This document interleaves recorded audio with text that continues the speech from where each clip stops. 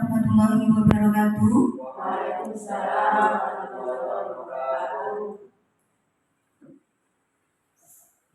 Selamat siang Bapak Ibu Guru SDN Sukadadi 2.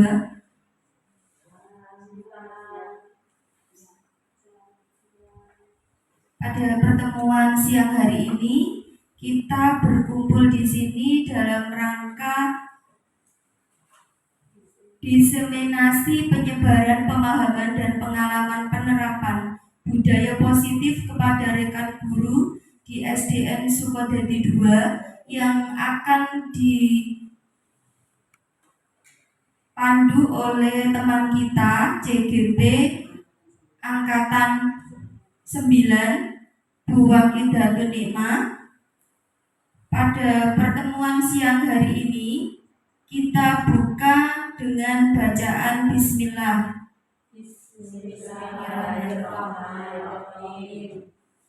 Acara yang kedua yaitu sambutan oleh Ibu Kepala Sekolah Ibu Asmaul Husna, Sarjana Pendidikan SD.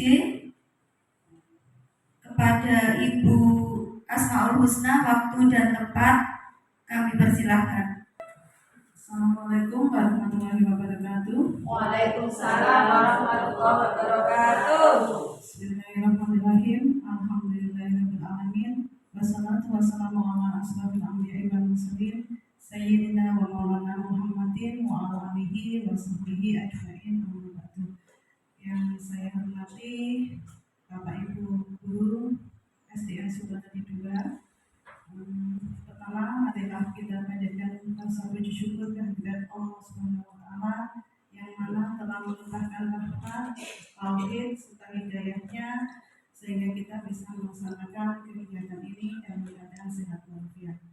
Yang kedua kalinya semoga salawat serta salam tetap tercurahkan kepada junjungan kita Nabi Agung Nabi Muhammad SAW beserta keluarganya, sahabatnya, dan pengikutnya semua.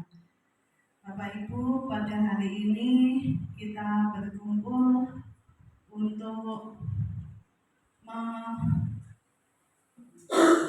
menyimak dan kita nanti sharing ya, materi yang telah diperoleh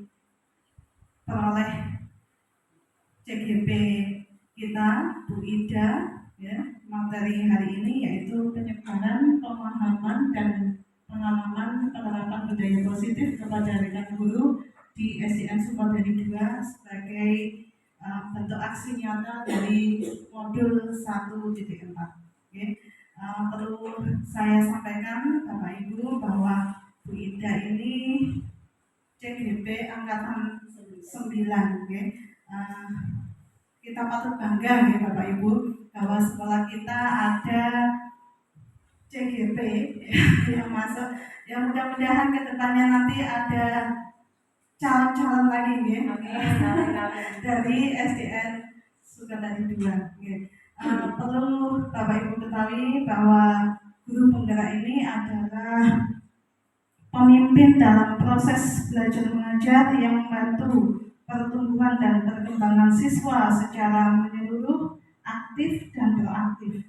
Nah, nanti CGP atau guru penggerak ini memotivasi dengan guru lain untuk menerapkan pendekatan belajar yang berfokus pada siswa dan menjadi contoh serta sebagai agen perubahan ya, dalam ekosistem pendidikan yang mewujudkan profil siswa Pancasila yang ideal. Mudah-mudahan nanti Bu Ida setelah lulus guru penggerak ini, bisa menerapkan ilmunya terutama di satuan pendidikan kita. Mudah-mudahan membawa kebaikan.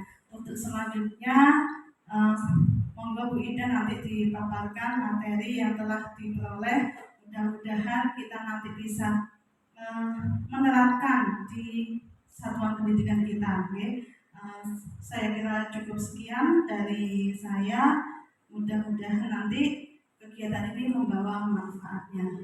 Wassalamualaikum warahmatullahi wabarakatuh.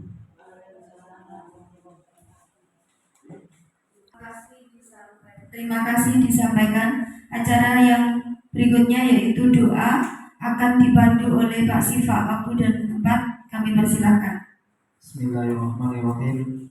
Sebelum Bu Ida menyampaikan materinya, marilah kita berdoa bersama-sama. Semoga apa yang akan disampaikan Bu Ida bisa bermanfaat bagi kita semua dan menjadi berkah dan tambah ilmu bagi kita semua. Al-Fatihah. Bismillahirrahmanirrahim. Alhamdulillahirabbil alamin arrahmanir rahim maliki yaumiddin. Iyyaka na'budu wa iyyaka nasta'in ihdinas siratal mustaqim siratal ladzina an'amta 'alaihim ghairil maghdubi 'alaihim waladdallin. A'udzu billahi minasyaitonir rajim. Bismillahirrahmanirrahim. Alhamdulillahirabbil alamin. Allahumma shalli wa sallim ala sayyidina Muhammad wa ala ali sayyidina Muhammad. Allahumma shalli ala sayyidina Muhammad wa ala ali sayyidina Muhammad. Allahumma shalli ala sayyidina Muhammad wa ala ali sayyidina Muhammad. Allahumma shalli salatan tunzila biha min jami'il ahwali wal afat wa taqdilana biha jami'al hajat wa tutahhiruna biha min jami'i sayyi'at wa tarfa'una biha indaka a'la darajah wa tuballighuna biha aqsal ghayat min jami'il khairati fil hayati wa ba'dal mamat. Allahumma inna nas'aluka salamatan fid din wa afiyatan fil jasad wa ziyadatan fil 'ilmi wa barakatan fil rizqi wa tawbatan qabla al-maut wa rahmatan indal maut wa maghfiratan ba'da al-maut. Allahumma ghawil 'alaina fi syakaratil maut an najata minan nar wal afwa indal hisab. Rabbi shrah li sadri wa yassir li amri wahlul 'uqdatam min lisani yafqahu qawli. Rabbi shrah li sadri wa yassir li amri wahlul 'uqdatam min lisani yafqahu qawli. Rabbi shrah li sadri wa yassir li amri wahlul 'uqdatam min lisani yafqahu qawli. Rabbana atina fid dunya hasanah wa fil akhirati hasanah wa qina adzabannar. Walhamdulillahi rabbil alamin. Berikutnya yaitu diseminasi pemaparan aksi nyata modul 1.4 penyebaran pemahaman dan pengalaman penerapan budaya positif kepada rekan guru di SDN Sukadadi 2 yang akan disampaikan oleh Ibu Wakidatul Nikmah. Kepada Ibu Wakidatul Nikmah, waktu dan tempat kami serahkan. Terima kasih atas waktu yang diberikan kepada saya di siang ini akan menyampaikan tugas dari CGB saya, aksi nyata modul 1.4. Assalamualaikum warahmatullahi wabarakatuh. Waalaikumsalam warahmatullahi wabarakatuh. Bismillahirrahmanirrahim. Alhamdulillahirabbil alamin. Wassalatu wassalamu ala asrafil anbiya'i wal mursalin sayyidina wa maulana Muhammadin wa ala alihi wa sahbihi ajma'in, amma ba'du. Yang terhormat Ibu Kepala Sekolah SDN Sukadadi 2, Ibu Asmaul Husna SPDSD, yang kami hormati Bapak Ibu Guru beserta staf dan karyawan SDN Sukadadi 2. Pertama, marilah kita panjatkan puji syukur kehadirat Allah Subhanahu wa Ta'ala, yang mana pada siang ini saya dan kita semua bisa berkumpul dalam acara diseminasi penyebaran pemahaman dan pengalaman penerapan budaya positif kepada rekan guru di SDN Sukadadi 2 sebagai tugas aksi nyata di modul 1.4 dalam keadaan sehat walafiat. Sholawat serta salam tak lupa saya haturkan kepada Baginda Agung Nabi besar Nabi Muhammad Shallallahu Alaihi Wasallam yang telah memberi tuntunan kepada kita, memberi syafaat kepada kita, yang mengajarkan dari ajaran kegelapan menuju ke jalan yang terang benderang, yakni Aqidul Islam. Bapak Ibu semuanya, jadi untuk siang ini relax mawon ya. Jadi di sini saya akan berbagi ilmu dari ilmu yang sudah saya dapat sudah kira-kira 1 bulan lebih ini, dan di sini akhir modul dari modul 1 yaitu 1.4, dan bukti nyata dari aksi nyatanya yaitu saya harus nularkan ilmu yang saya dapat kepada panjenengan semuanya. Sebelum saya memaparkan ilmu saya minta tolong semuanya biar kita nggak ngantuk, biar kita semangat. Semuanya yuk kita berdiri, yuk kita bernyanyi semuanya yuk. Biar kita bahagia. Di siang ini kita gembira, bahagia. Lagunya diikuti saya, mungkin nanti juga ada yang bisa. Yang Bu Dini juga bisa, Bu Diana bisa. 1, 2, 3, tangannya ke atas. Tangan ke atas menggapai bintang. Tangan ke samping burung yang terbang. Tangan ke depan ikan berenang. Di siang ini kita belajar budaya positif untuk Sukodadi 2. Tepuk tangan untuk Sukodadi 2. Terima kasih Bapak Ibu, biar gak ngantuk, dipersilakan untuk kembali. Ini langsung saja, jadi ini materinya. Selamat datang para guru hebat. Mari belajar bersama, berkolaborasi, saling mendukung demi terwujudnya budaya positif di sekolah kita tercinta SDN Sukodadi 2.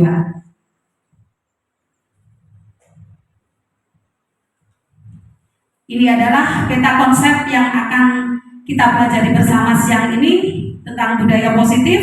Yang pertama nanti ada perubahan paradigma belajar. Yang kedua, disiplin positif. Yang ketiga, motivasi perilaku manusia. Yang keempat, kebutuhan dasar manusia. Yang kelima, ada 5 posisi kontrol restitusi. Yang keenam, keyakinan kelas. Dan yang ketujuh, segitiga restitusi. Marilah kita kupas satu per satu. Sebelum saya kupas dari peta konsep yang tadi, di sini perlu kita ketahui budaya positif. Mungkin Bapak Ibu sering sebenarnya melihat atau menyaksikan anak didik kita, murid-murid kita melakukan budaya positif. Tapi kita tidak sadar, kita belum sadar kalau itu disebut dengan budaya positif. Jadi budaya positif merupakan perwujudan dari nilai-nilai atau keyakinan universal yang diterapkan di sekolah. Jadi sebelum di sini budaya positif ini mungkin diangkat ya, kita mungkin sebagai Bapak Ibu guru yang sudah lama mengajar ini sudah merasakan.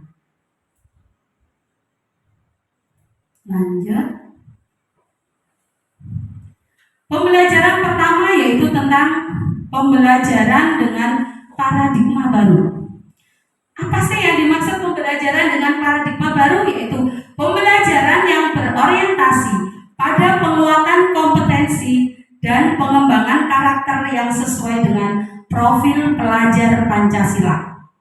Jadi di sini murid-murid kita kembangkan, kita asuh, kita tuntun, kita bimbing, kita didik kompetensinya, ya, bakatnya, minatnya sesuai dengan profil pelajar Pancasila yang tidak lain. Ada berapa Bapak Ibu profil pelajar Pancasila?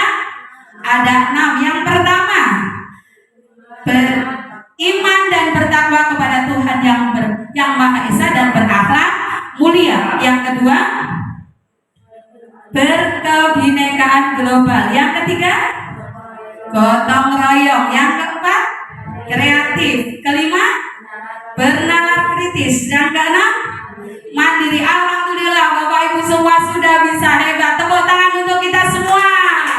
Sudah hafal profil pelajar Pancasila. Lanjut di sini. Yang kedua itu tentang disiplin positif. Dalam budaya kita, makna kata disiplin telah berubah menjadi sesuatu yang dilakukan seseorang pada orang lain untuk mendapatkan kepatuhan.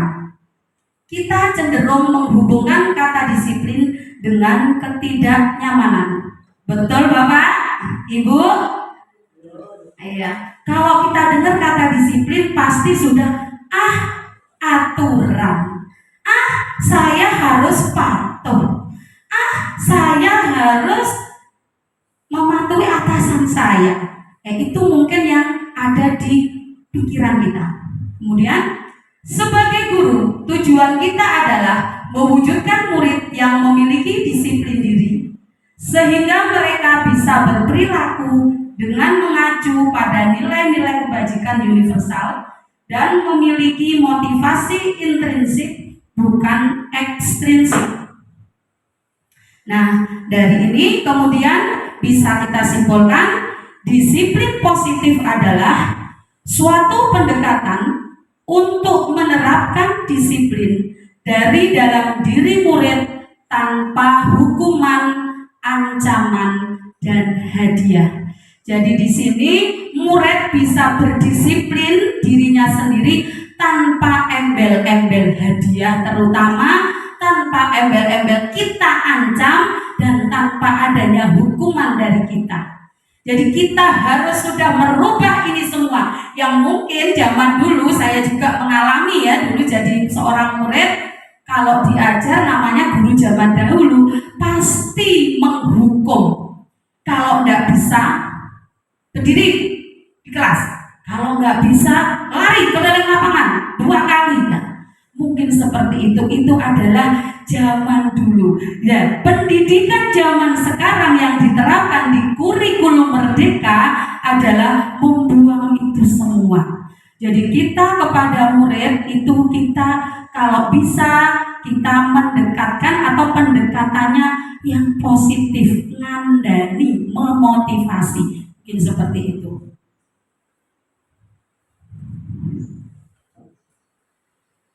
Kemudian yang ketiga, lanjut dari disiplin positif tadi, motivasi perilaku manusia.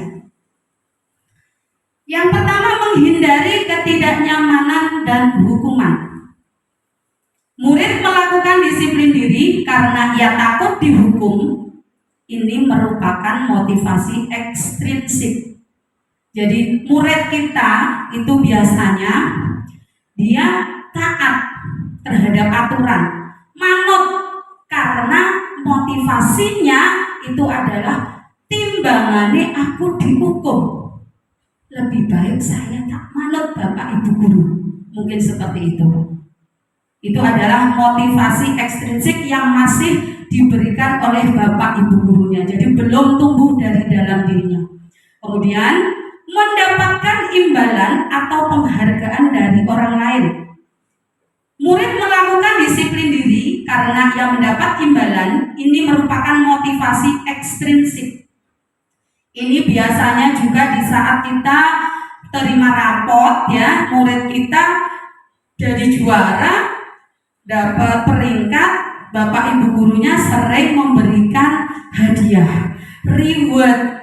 Nah, ini sebenarnya adalah ini malah sesuatu yang tidak baik untuk murid kita. Dan itu termasuk juga motivasi ekstrinsik, bukan dari dalam muridnya. Jadi mereka mau belajar itu pasti dengan angan-angan, oh aku tak sinau, bijiku api, aku kok mesti dipanggil hadiah karo Bapak Ibu guru. Nah, mungkin seperti itu. Kemudian selanjutnya menghargai nilai-nilai kebajikan diri sendiri. Ini yang ingin kita timbulkan, kita tumbuhkan dari murid kita adalah yang ini.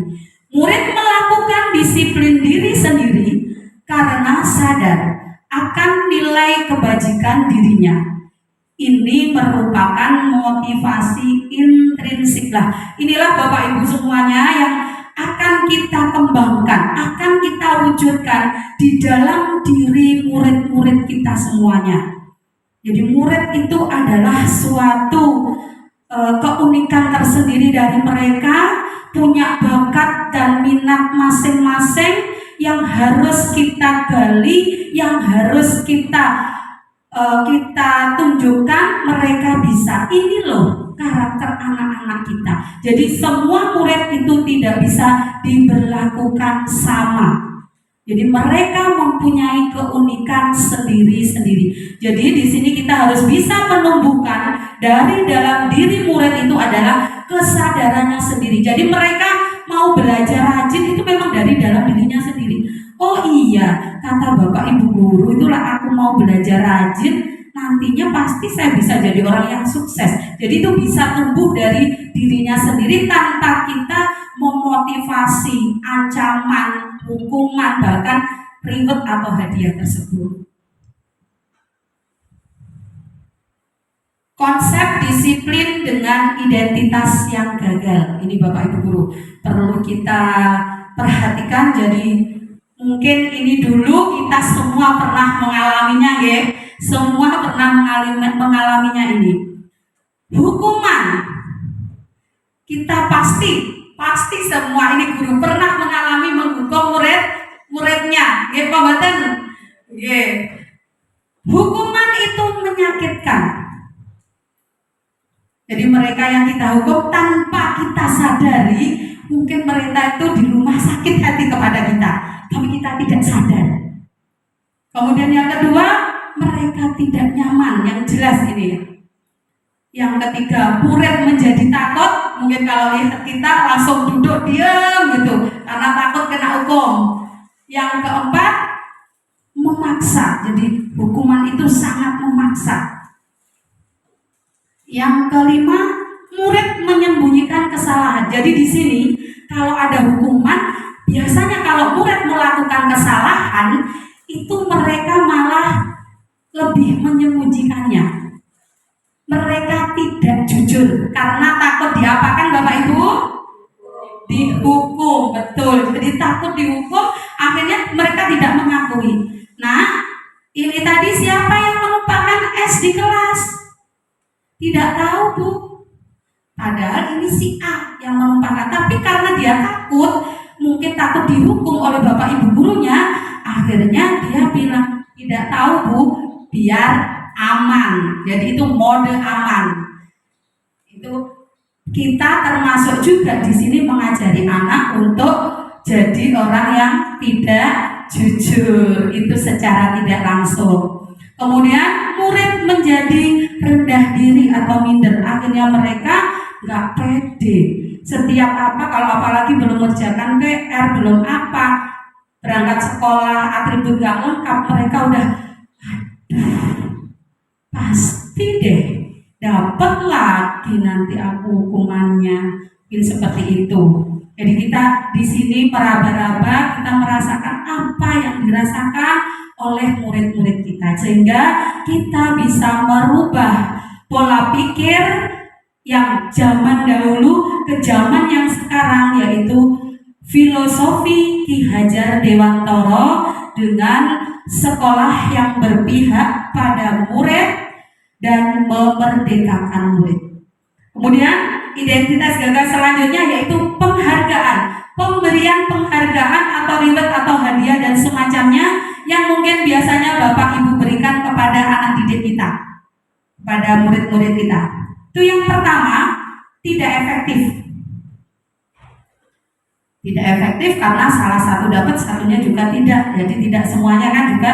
Yang kedua, merusak hubungan, sifat iri. Ini pasti tanpa kita sadari. Kalau anak kan nggak sama, nggak semua kita tahu hatinya itu bagaimana. Mungkin yang satu dikasih karena dia bisa, ikut tok sing dikei aku gak, wis aku mau ngoconya. Mungkin dari situ timbul iri. Kemudian selanjutnya mematikan kreativitas anak. Anak akhirnya tidak kreatif karena hanya monoton kan ya, melulu itu terus, karena kan dengan seperti itu dia berbuat seperti itu akan mendapat hadiah atau penghargaan. Kemudian menghukum dengan sistem ranking. Nah ini tadi juara 1, ranking 1, ranking 2 dan selanjutnya itu ternyata tidak efektif Bapak Ibu guru. Jadi sangat-sangat untuk harus kita hindari untuk pendidikan yang zaman sekarang di kurikulum merdeka ini. Kemudian merampas hak menghargai dirinya. Jadi mereka tidak bisa menghargai dirinya atau menghargai kemampuannya atau kreativitasnya. Aku loh sakjane senengku loh iki, tapi bapak ibu guruku loh ngongkon aku loh sinau iki. Nah, itu secara nggak langsung di situ tadi yang mematikan kreativitas dan tidak menghargai kemampuan yang ada pada dirinya sendiri. Konsep disiplin dengan identitas sukses ini yang kita harapkan Bapak Ibu. Jadi yang kita harapkan mendidik anak-anak di sekolah, di lembaga, di pendidikan ini adalah dengan identitas sukses kepada murid-murid kita. Konsekuensi ini biasanya penguatannya jangka pendek. Kemudian perlu monitoring berkelanjutan, jadi harus diawasi terus oleh kita semua sebagai pendidik, sebagai guru. Kemudian kita juga harus terus memberi stimulus atau rangsangan sehingga mendapatkan respon dari anak. Yang selanjutnya, murid menghormati peraturan. Dengan konsekuensi tadi pasti murid akan menghormati tata tertib sekolah yang ditetapkan. Yang selanjutnya di sini tapi murid kehilangan waktu untuk merenungi kesalahan. Jadi mereka tidak bisa merenungi kesalahannya karena mereka memang harus hormat dengan peraturan yang ada. Itu dari konsekuensi. Tapi di sini konsekuensi masih lebih bagus daripada pemberian hukuman dan penghargaan. Identitas sukses selanjutnya yaitu restitusi. Dengan restitusi ini, murid bertanggung jawab untuk perilakunya. Jadi kita mengharapkan dengan kita menerapkan restitusi ini, murid bisa bertanggung jawab dengan perilakunya, apa yang sudah dilakukannya, apa yang sudah dikerjakannya. Kemudian fokus pada pemecahan masalah jangka panjang. Jadi untuk mencari solusi kalau ada masalah, mereka bisa berpikir lebih luas. Murid menghormati dirinya dan orang lain. Di sini murid lebih menghormati dirinya sendiri dengan apa yang ia punya, dengan segala kemampuan yang ada, bahkan dia bisa menghormati orang lain dengan perbedaan yang ada.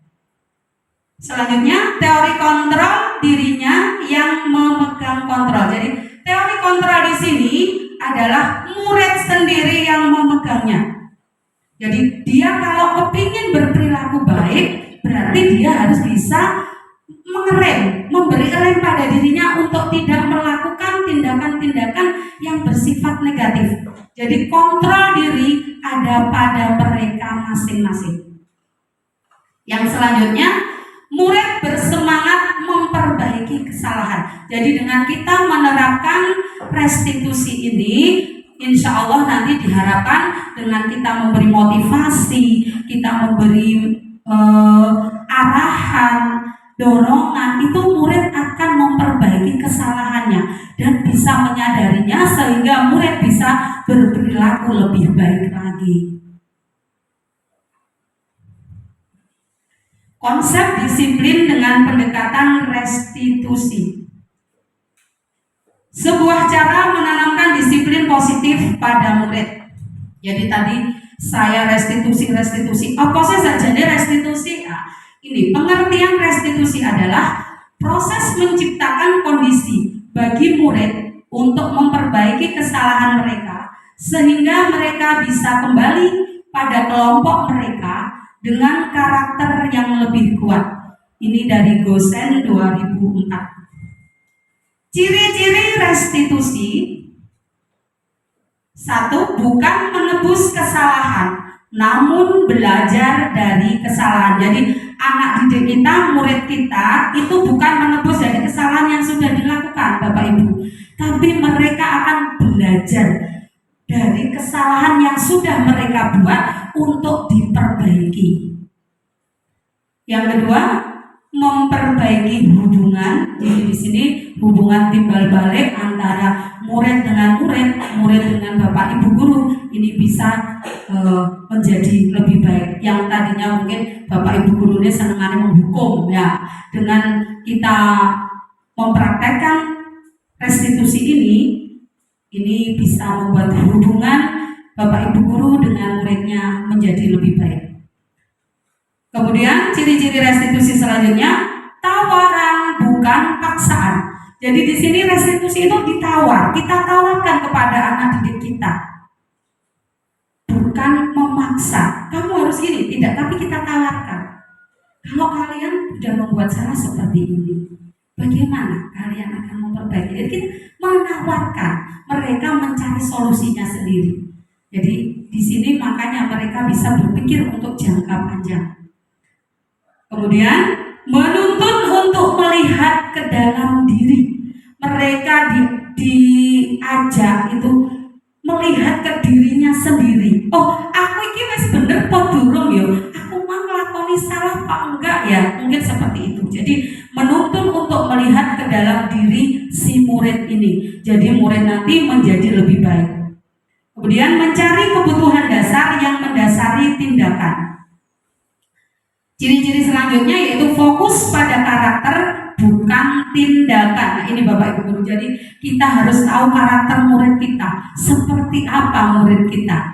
Jadi ada yang senang membaca, ada yang senang bernyanyi, mungkin bermain musik, mungkin juga ada yang senang terampil olahraga.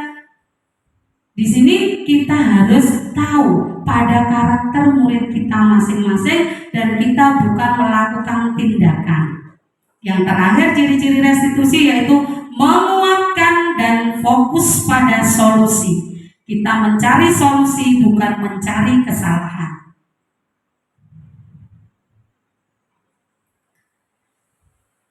Perbedaan di sini perbedaan dari hukuman, konsekuensi dan restitusi. Hukuman. Guru menghukum murid ini dari contoh kasusnya, murid sering tidak mengerjakan PR Bapak Ibu Guru. Jadi muridnya ini sering tidak mengerjakan PR. Mungkin Bapak Ibu Guru sering kan ini mengalami, jadi murid dikasih PR nggak dikerjakan. Nah ini hukuman.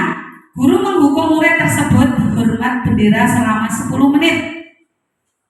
Guru marah-marah, murid menjadi takut, pasti ini Bapak Ibu gurunya berkaca pinggang, duding muridnya, akhirnya si murid takut. Itu hukuman.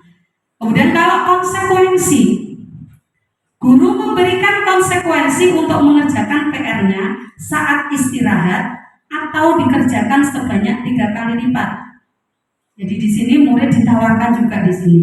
Kamu mengerjakan PR yang belum kamu kerjakan tadi malam saat nanti istirahat, atau kamu bawa pulang tapi 3 kali lipat. Ini konsekuensi dari tidak mengerjakan PR. Tapi di sini murid insya Allah dengan konsekuensi pun ini murid tidak akan dendam. Kalau hukuman mungkin murid dendam karena tadi menyakitkan, ya.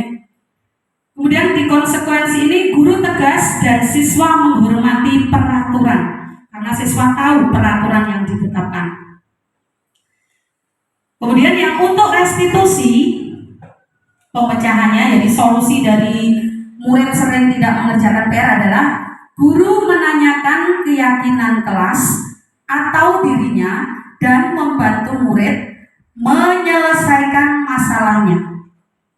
Guru terbuka dan murid menghormati dirinya dan orang lain. Jadi dengan di sini Bapak Ibu, dengan restitusi ini murid akan cenderung menanyakan kepada dirinya. Pasti Bapak Ibu kalau di sini mengatasinya dengan restitusi kan pasti menanyakannya, nah, kamu berbuat seperti ini sudah menyalahi atau melanggar keyakinan kelas kita enggak? Pasti mereka jawabannya iya. Kemudian kita tuntut lagi, keyakinan kelas yang mana yang sudah kamu langgar? Nah, mereka bisa berpikir, mana ya yang sudah saya langgar? Nah, mungkin seperti itu Bapak Ibu. Nggak takut dengan Bapak Ibu gurunya, insya Allah juga akan berjalan dengan baik, hubungannya baik. Yang selanjutnya yang keempat yaitu 5 kebutuhan dasar manusia. Apa sih yang dibutuhkan murid awake dhewe iku sakjane? sebenarnya yang dibutuhkan oleh murid itu adalah 5. Yang pertama, bertahan hidup. Yang kedua, kasih sayang dan rasa diterima. Yang ketiga, penguasaan. Yang keempat, kebebasan. Yang kelima, kesenangan. Jadi di sini bertahan hidup di sini mungkin waktu Bapak Ibu ngajar ada siswanya itu diajar males, delosor gitu, gak semangat. Itu silakan Bapak Ibu ditanya, nah kenapa kok tidak semangat? Ada masalah apa?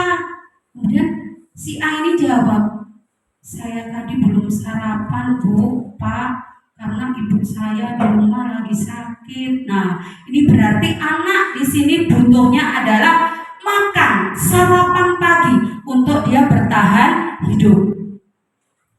Yang kedua di sini kasih sayang dan rasa diterima adalah kasih sayang dari semuanya. Terutama kalau murid-murid kita harus mendapatkan kasih sayang dari keluarga seutuhnya, dari sekolah lingkungannya dan teman-temannya, sehingga mereka merasa diterima dan tidak diasingkan oleh teman-temannya.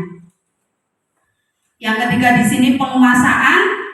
Seorang murid itu biasanya ingin menguasai kayak ilmu. Kalau bisa, kalau si anak ini pintar, dia pastinya ingin itu mengembangkan apa yang ia punya.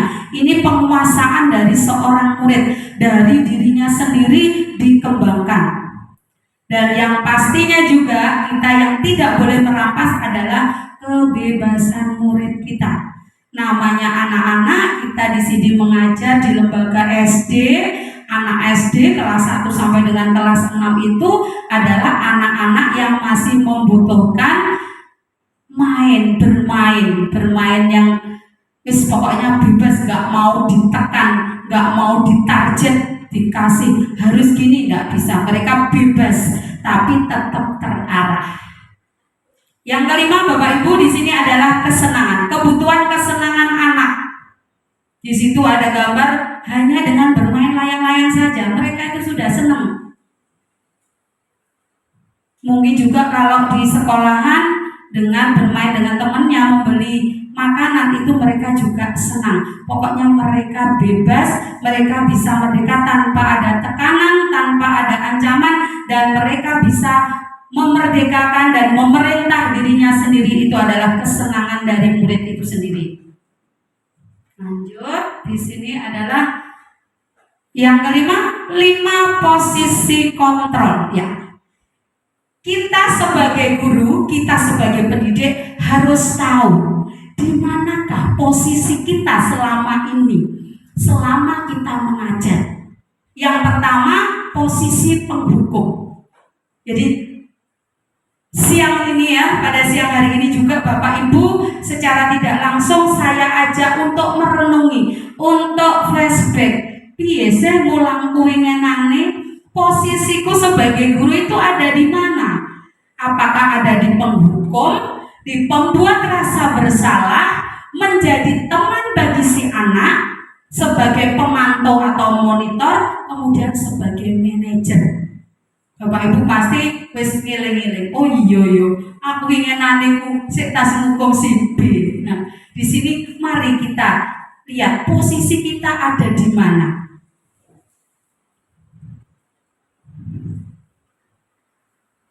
Ini Bapak Ibu, contoh penerapan 5 posisi kontrol kita sebagai seorang pendidik atau seorang guru dari kasus murid terlambat datang ke sekolah. Yang pertama tadi posisi kita kalau ada di posisi penghukum. Si murid terlambat masuk di sekolah, aturannya jam 7, dia datang jam 7.15.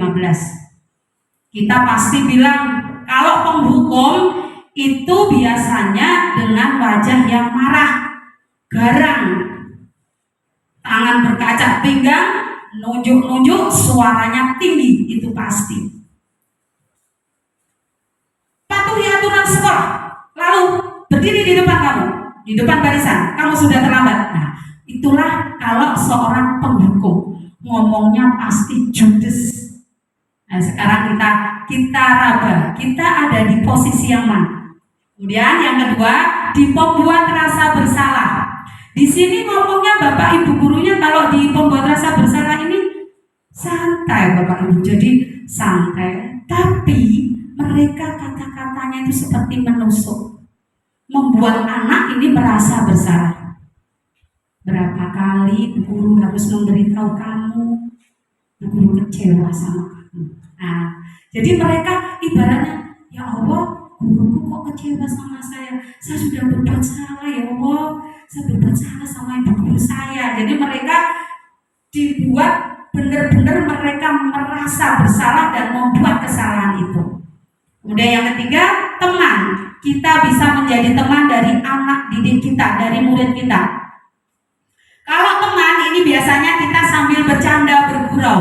Jadi ngomongnya sambil kita senyum, kita senang, sambil anaknya mungkin dirangkul. Ayolah yang tertib nak, buat Bu Guru bangga. Kali ini gak apa-apa deh, kami salah.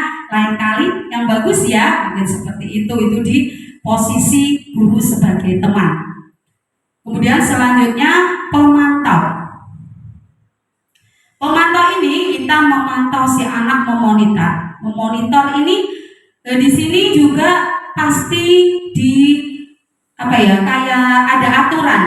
Di sini di ibarat itu kita patuh aturan.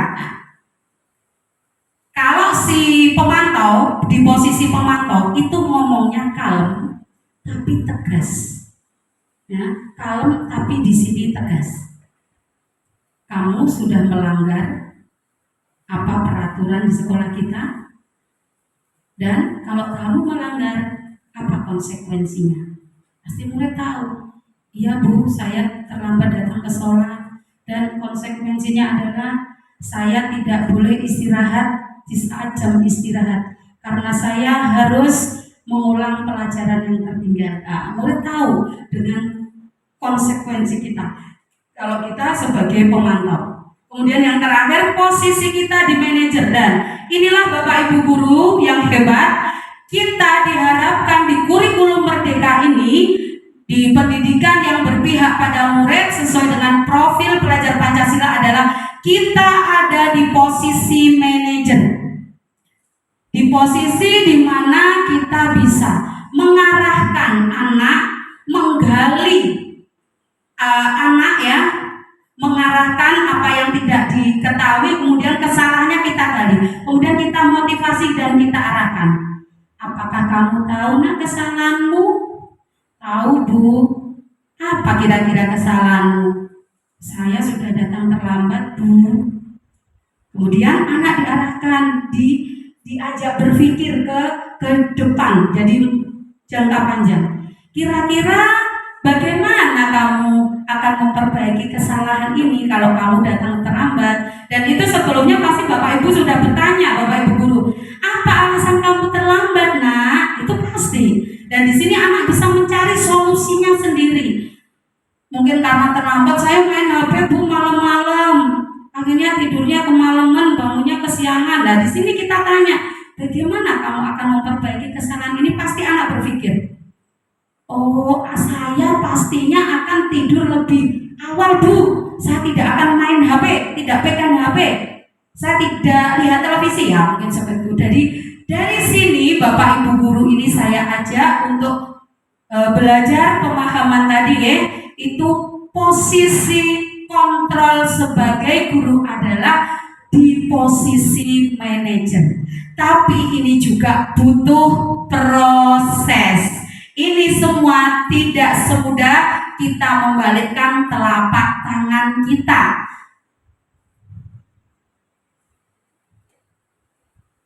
Kemudian selanjutnya yaitu dari peta konsep disiplin budaya positif tadi yaitu keyakinan kelas. Mengapa keyakinan kelas? Mengapa tidak peraturan kelas saja? Mengapa kita memiliki peraturan tentang penggunaan helm pada saat mengendarai motor, ya? Kemudian mengapa kita memiliki peraturan tentang penggunaan masker dan mencuci tangan setiap saat? Mungkin untuk kemarin kalau kita mendengar itu bukan keyakinan kelas ya Bapak Ibu. Yang ada kemarin kesepakatan kelas. Tapi untuk yang sekarang itu dikerucutkan lagi dari kesepakatan kelas ini menjadi keyakinan kelas.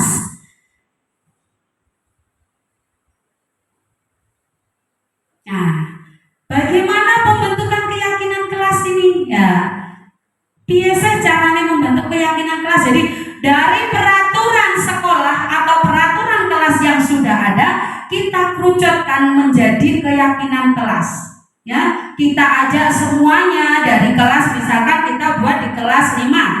Ya, kita ajak semua warga kelas 5 itu kita ajak untuk membentuk keyakinan kelas. Di sini ya, di sini itu ada syarat-syaratnya untuk membuat keyakinan kelas. Yang pertama di sini lebih abstrak dari peraturan, jadi lebih abstrak, jadi nggak begitu kelihatan di situ mengikat, jadi tidak. Kemudian peraturan kelas ini sedikit saja agar mudah diingat. Contohnya kalau anak-anak ini biasanya antri, misalkan antri waktu ke kamar mandi antri, nah di situ keyakinannya kelas adalah bersabar, atau juga di sini bisa tertib. Jadi seperti itu keyakinan kelas di sini yang mudah diingat dan mungkin cuma terdiri dari satu kata atau dua kata saja. Kemudian berupa pernyataan universal yang baik-baik, yang positif. Kalau misalkan pengguna perokok, misalkan perokok, orang yang suka merokok, kalau kita membuat keyakinannya bagaimana ya? Kesehatan. Merokok itu merusak kesehatan, jadi cukup kita buat kesehatan seperti itu. Kemudian sesuai dengan kondisi kelas dan sekolah agar mudah diterapkan. Kita sesuaikan dengan lingkungan sekolah kita. Ya, bagaimana kebiasaan kondisi di sekolah kita masing-masing.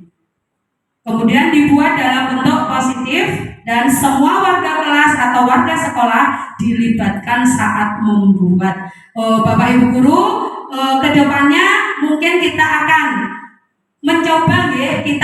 mencoba kepada murid-murid kita, ayo kita mulai berubah, kita buat keyakinan kelas supaya murid kita bisa menjadi lebih baik lagi dan mereka bisa mengontrol dirinya sendiri. Nah, ini yang segitiga restitusi ini yang diterapkan untuk menangani kasus-kasus masalah anak-anak biar kita tidak menghukum ya, kita tidak menghukum dan memberi penghargaan. Urutan dari segitiga restitusi itu yang pertama menstabilkan identitas, dan ini tidak harus Bapak Ibu guru, jadi tidak harus dari awal menstabilkan identitas, tidak.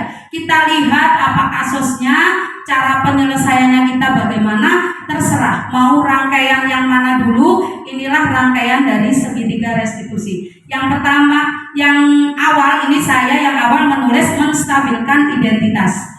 Jadi kita semua akan melakukan hal terbaik yang bisa kita lakukan. Di sini contohnya, misalkan anak ini tadi yang terlambat datang ke sekolah, di sini menstabilkan identitasnya seperti ini Bapak Ibu guru.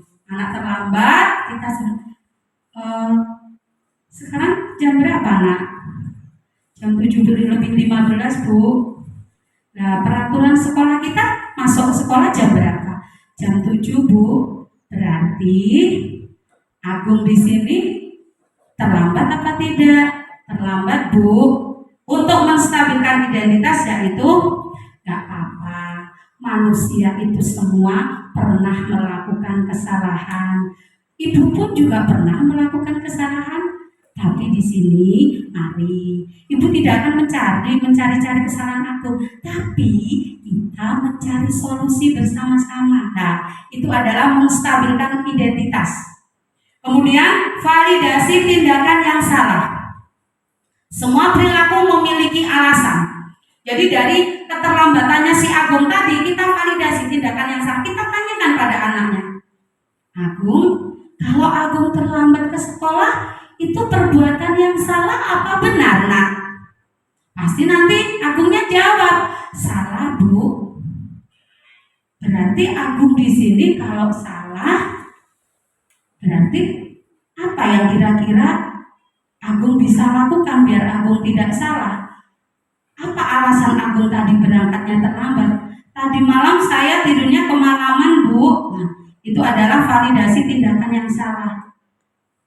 Kemudian menanyakan keyakinan ini, setelah ditanya-tanya akhirnya kalau Agung seperti ini terlambat, itu melanggar keyakinan kelas kita apa tidak, Nak? Iya, Bu. Kita gali terus. Kira-kira keyakinan yang mana yang Agung langgar? Datang tepat waktu, Bu. Agung tidak disiplin. Nah, di sini anak akan tahu di mana dia bersalah. Kemudian kita kuatkan. Nah, kalau Agung tahu, kira-kira apa untuk memperbaiki kesalahan Agung ini biar nggak terlambat lagi? Saya akan tidur lebih awal, Bu. Kemudian saya mungkin memasang alarm biar saya besok nggak terlambat lagi, Bu. Nah, di sini Bapak Ibu guru, anak menjadi lebih baik tanpa kita membentak-bentak, tapi kita menanyakan alasannya apa. Kita stabilkan identitasnya biar anak juga tidak takut. Mungkin ini yang akan kita terapkan ke depannya. Nah, ini adalah kesimpulan dari paparan saya tadi ya.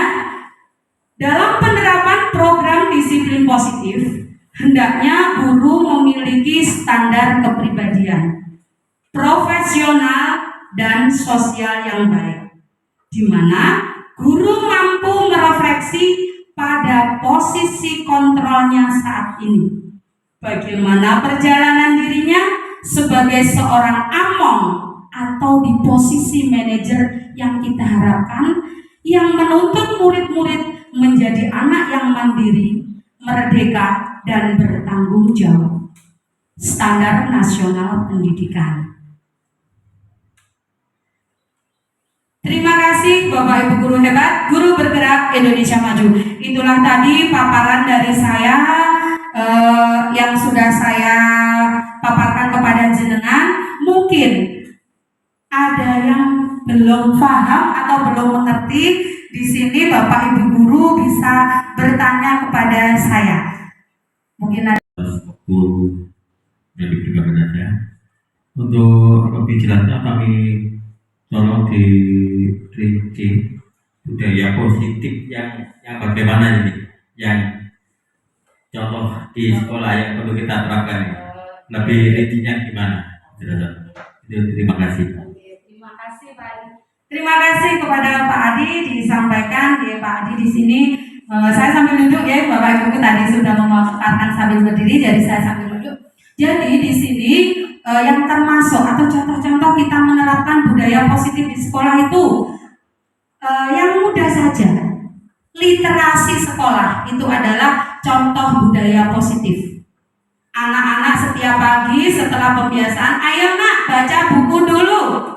Itu adalah pembiasaan dari budaya positif, gerakan literasi sekolah. Kemudian itu Bapak bisa ekstrakurikuler. Yang di sekolahan kita ekstrakurikulernya itu ada pramuka, ada banjari, ya. Kemudian ada voli juga. Jadi dengan seperti itu anak-anak membiasakan budaya positif. Dari situ mereka bisa saling berkolaborasi, gotong royong, ya. Kemudian bisa juga di sini untuk membuat kegiatan rutin yang dilaksanakan di sekolah sebelum dan sesudah pembelajaran. Contohnya kalau sebelum kita biasanya pembiasaan yang mengaji, membaca Asmaul Husna, kemudian menyanyi lagu daerah, lagu nasional, Pancasila itu. Kemudian juga yang sesudah pembelajaran itu biasa kita juga membiasakan anak-anak untuk sholat zuhur berjamaah. Mungkin seperti itu Bapak. Oke. Mungkin ada lagi Pak Ali. Oke, monggo.